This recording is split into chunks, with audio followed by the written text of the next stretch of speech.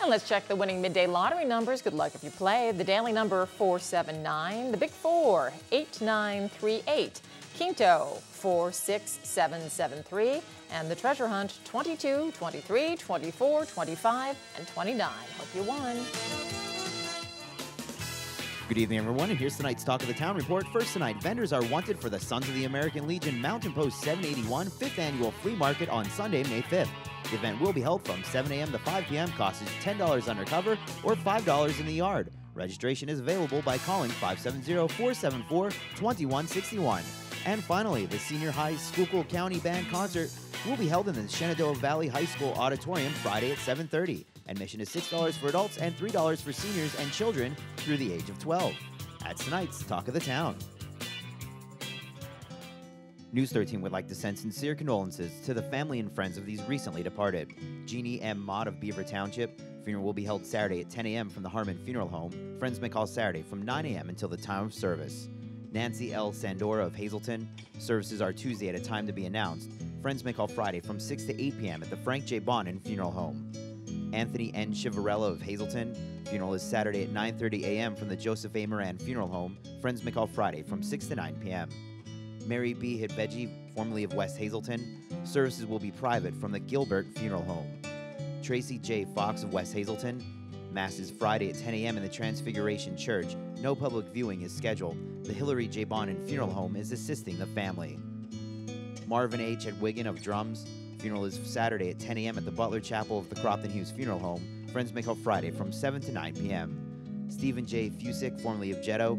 Mass is Friday at 10 a.m. in the Immaculate Conception Parish at St. Anne's Church. Friends may call at the church from 9:30 to 10 a.m. The McNulty Funeral Home is in charge of arrangements. And Thomas Smedsko of West Hazleton.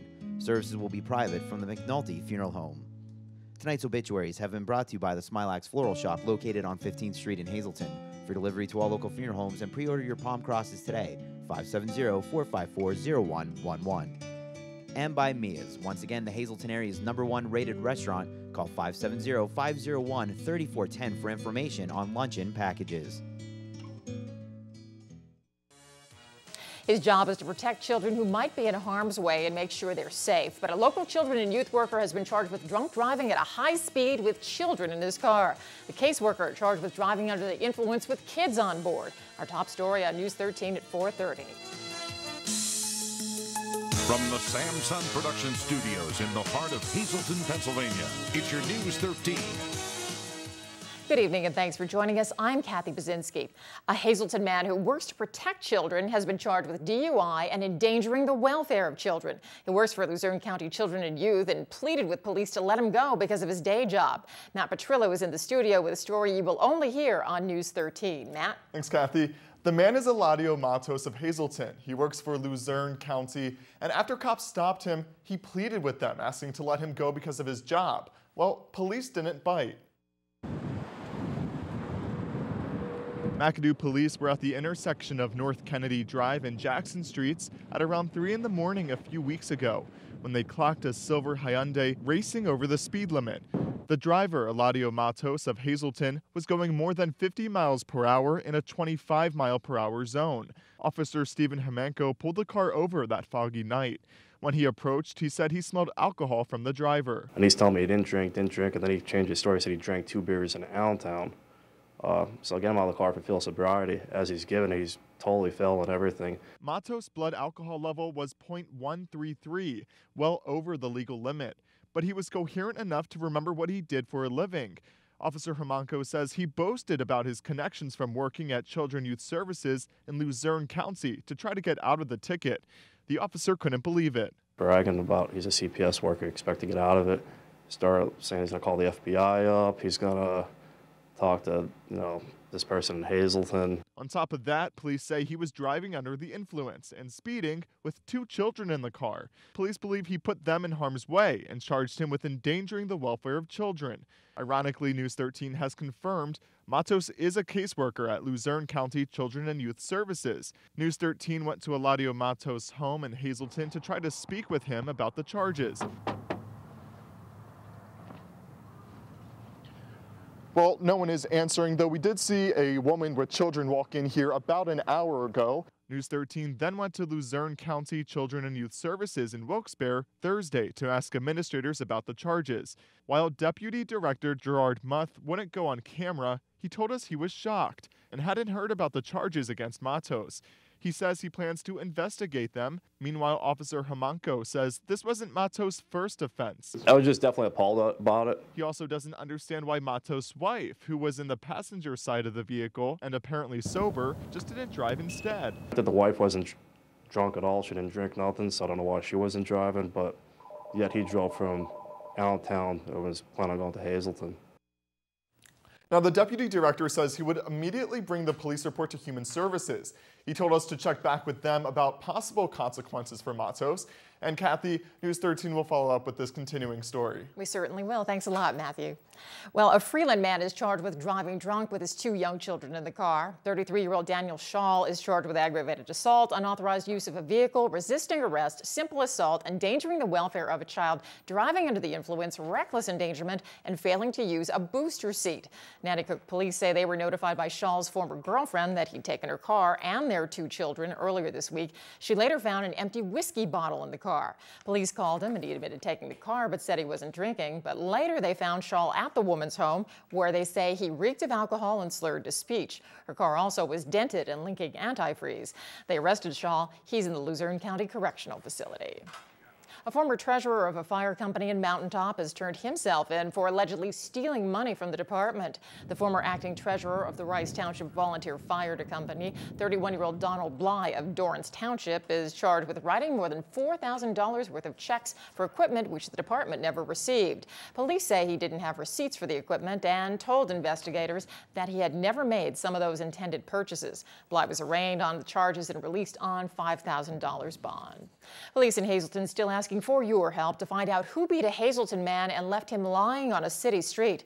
Police say that Andrew A.J. Gorel Jr. was found badly beaten on West 5th Street between Lafayette Court and Locust Street by a patrol officer early Sunday.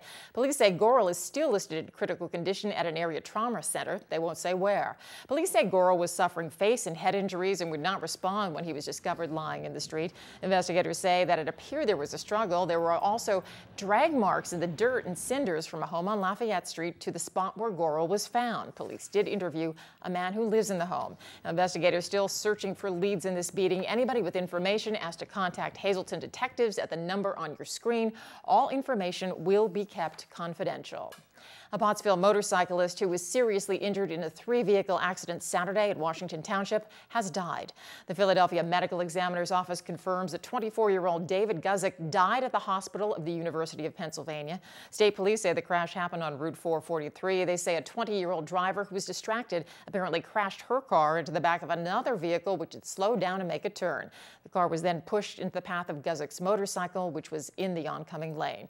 Guzik wasn't wearing a helmet. State police still haven't determined if the driver of the first car will face any charges in the accident. State police have learned that weekend holidays tend to encourage drinking while driving, and they've announced increased patrols for the big St. Patrick's Day weekend. Hazleton State Police say they'll be out in force patrolling to make sure that folks drink and drive responsibly during a holiday known for its celebrations.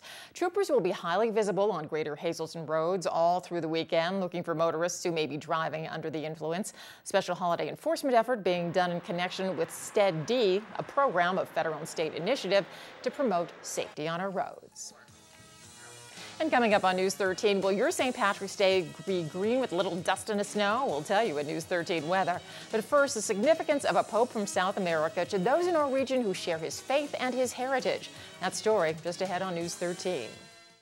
The Catholic Church's new leader is the first ever Hispanic pope. This momentous occasion is extremely important to folks in our area who share the same culture. Christina Papa with reaction to the new Argentine pope. Some are saying he's a breath of fresh air. Others say they hope he can knock down some of the cultural boundaries. Pastor Victor Leon preaches at the Church of St. Gabriel. He says having a Spanish-speaking pope will hopefully bring the Hispanic community closer to the Catholic religion.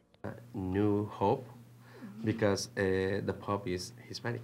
Pastor says sharing the same cultural backgrounds makes this momentous occasion for the Catholic religion that much sweeter. Very good. It's good for the people. The people is happy because es uno de nosotros. La identificación, la identidad no? The identification. The Pope is Hispanic.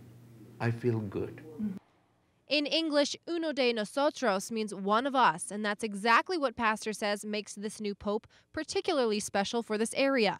Church of St. Gabriel parishioners Kathy and Dale are just as excited about the new pope.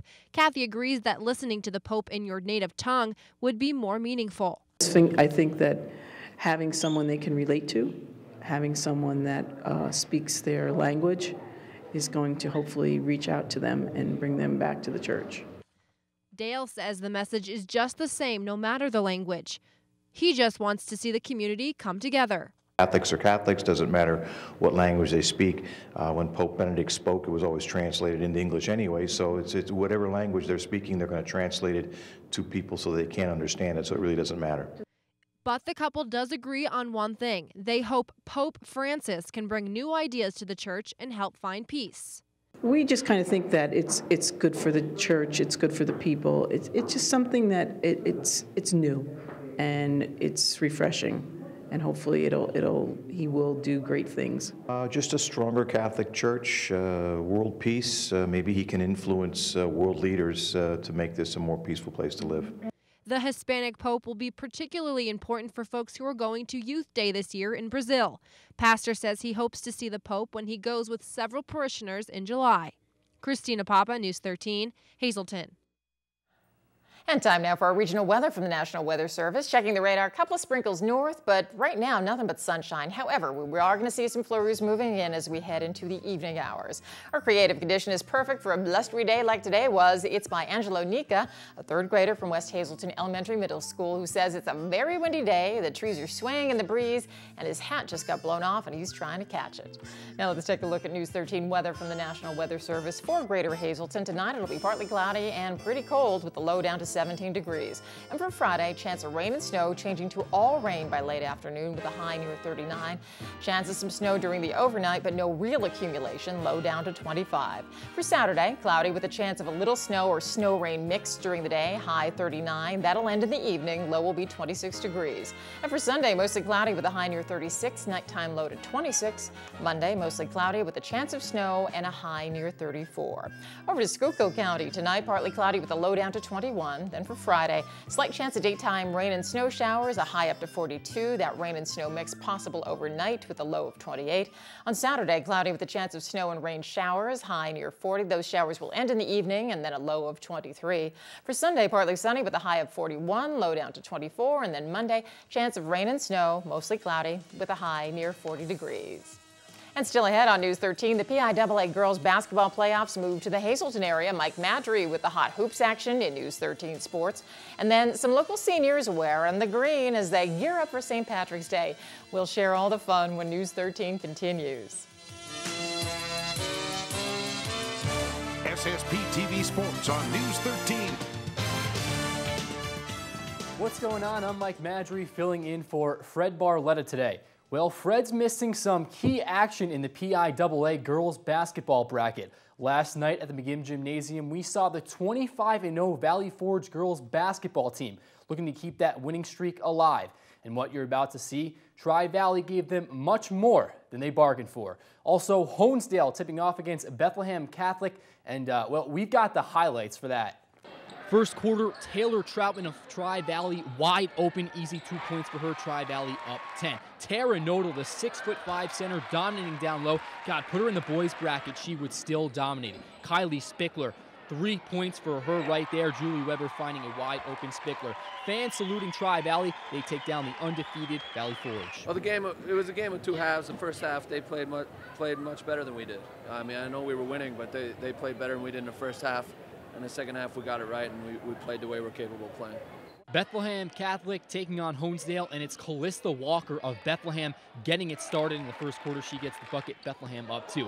Natasha Hessling trying to keep Honesdale alive. She fights for the bucket. She would make it. She would get fouled, and she would make her free throw attempt. Bridget Smith, she was good tonight. She gets it to go, and Bethlehem gets the win, 56-42. There you have it. So it's Tri-Valley and Bethlehem Catholic girls moving on. Here's the up-to-the-date girls single A bracket. Take a look at some of these scores, completely lopsided for the most part. You see Tri-Valley moving on.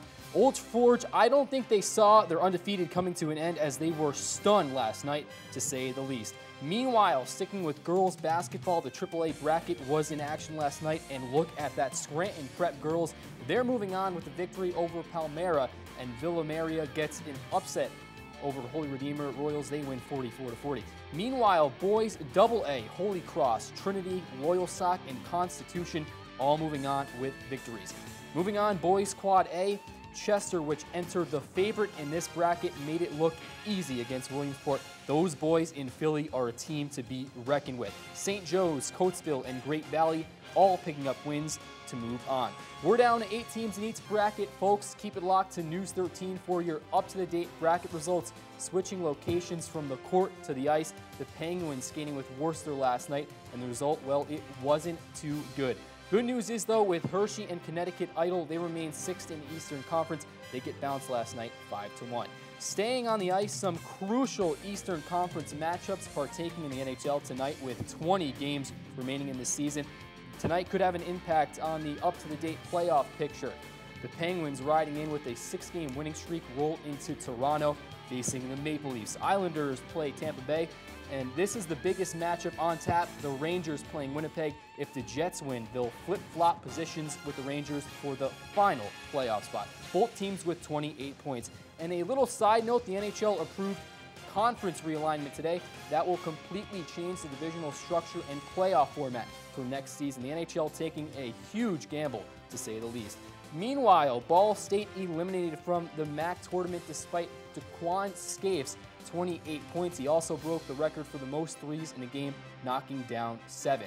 Ball State drops this matchup 76-61.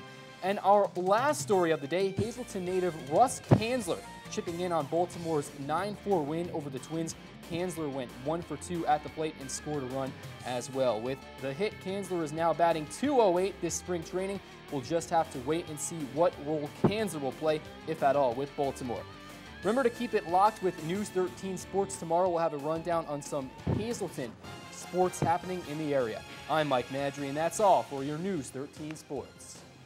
And we're brought to you by Bottlenecks, where tonight it's Rack 'em Up Rib Night. They're racking up their flavor with fire-grilled ribs. You get a half rack of meaty, fall-off-the-bone St. Louis-style spare ribs, and it is smothered in that sweet barbecue sauce. They fire grill it and serve it with bottomless fries for just $9.95. And oh, don't forget, huge imported beer selection, pool, dart, shuffleboard. Good time waiting for you up at Bottlenecks.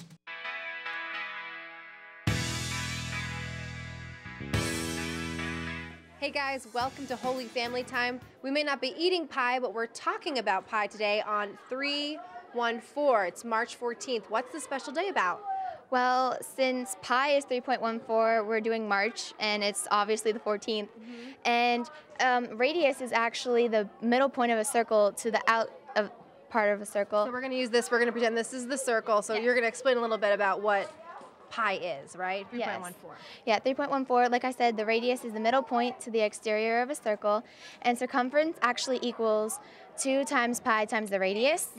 And we actually use this as a pi symbol instead of using numbers because it is impossible to use all of the numbers in the equation. It just goes on and on. And on. Yeah. It's continual. So. Very cool. Thanks for clearing that up. We're going to go inside some of the younger kids. We're doing some awesome things today with some of the 8th graders, so let's go check out what they're doing fun for Pi Day. Now we're inside the 3rd grade classroom where kids are in different areas of the room having some fun, learning about pi. Stone is an 8th grader, and he was helping out with the class today. Can you explain some of the events that are going on in here?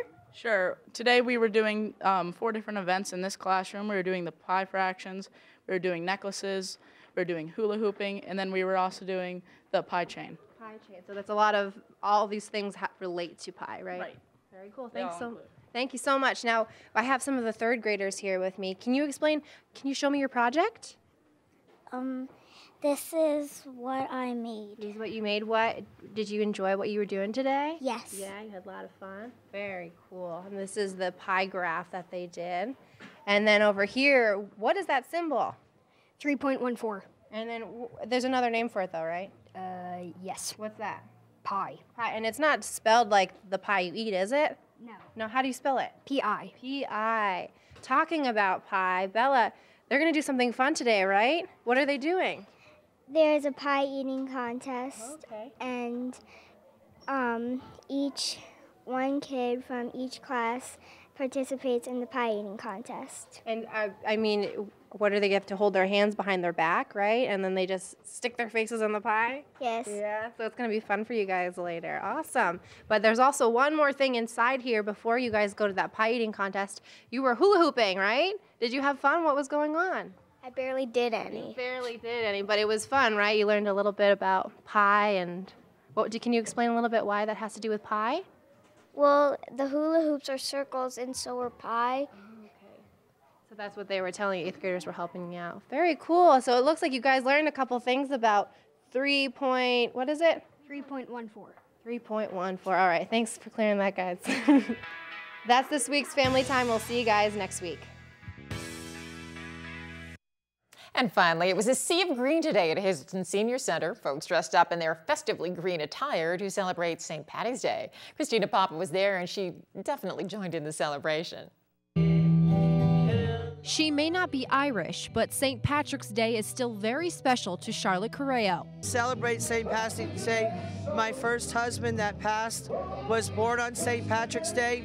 He says, on my birthday, remember me, curl your hair, put on some makeup, knock off the farm girl stuff, have some corned beef and cabbage, and say happy birthday.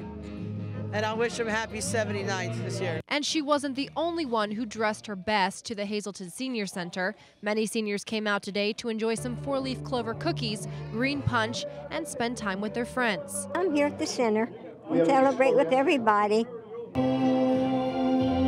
These seniors definitely did not forget their dancing shoes. I like St. Patrick, all the dances he has here, they're pretty good. And this may not be your traditional Irish get-together, but as people say here, you don't have to be Irish to enjoy the Irish tradition. Oh, because everybody celebrates it, even if they're not Irish. And Ethel says she can't get enough of the holiday. She plans to celebrate tonight. And I'll probably go out this evening. I don't know about the weekend, but... St. Patrick's Day will be celebrated this Sunday, March 17th. Christina Papa, News 13, Hazelton. Christina really knows how to wear a hat. Well, that's News 13 for your Thursday. Thank you so much for joining us. You can catch this newscast again with rebroadcast throughout tonight, or just go to News 13's website anytime, ssptv.com, where you'll always find the local and regional news you need and the community news you want. For the entire News 13 team, thank you so much for joining us. I'm Kathy Bazinski. Have a great night.